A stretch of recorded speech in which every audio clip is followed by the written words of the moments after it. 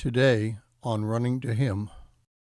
Sexual relations between spouses are normal, natural, and to be controllable. Today's reading is 1 Corinthians chapter 7, verses 1 through 11, and we'll concentrate on verses 3 through 5. 1 Corinthians 7, 3 through 5 says, "The husband must first fulfill his duty to his wife, and likewise also the wife to her husband. The wife does not have authority over her own body, but the husband does, and likewise the husband does not have authority over his body, but the wife does. Stop depriving one another, except by agreement for a time, so that you may devote yourself to prayer, and come together again so that Satan will not tempt you because of your lack of self-control." Several years ago, Watermark Church in Dallas created a series called Re-Engage. It's a 16-week course in a small group setting. During those 16 weeks, couples discuss various aspects of marriage centered around a relationship with Christ. Two of the later topics in the 16 weeks have to do with soul oneness and sexual oneness. Paul will discuss both these topics in this chapter, beginning with sexual oneness. As we saw yesterday, we have a warped sense of meaning into the experience of sex in our society. We've graduated to demeaning that which God created into either a mechanical act done by yourself or with others whom you choose. So Paul wrote his letter to combat that type of thinking towards sex. The word Paul uses to describe the necessity of sexual activity between a husband and a wife is an activity given to the husband or wife as a debt to be paid to one another. Using this definition changes how we view this act of marriage.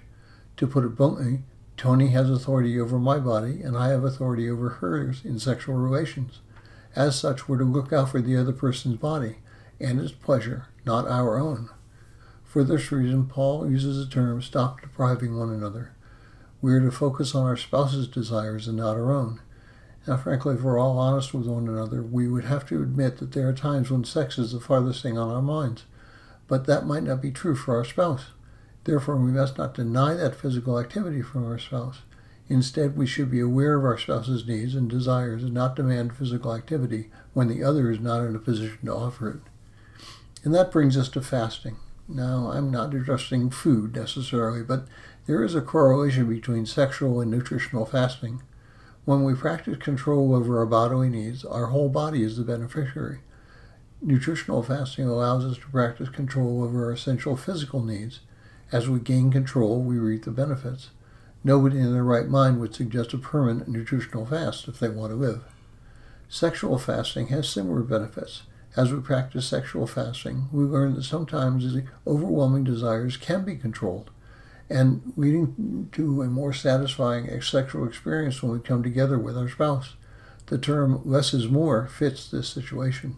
Tomorrow we'll look at the related topic to today's message from Paul.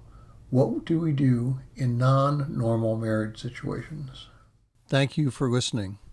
We pray that today's devotion was meaningful to you. We would love to hear from you.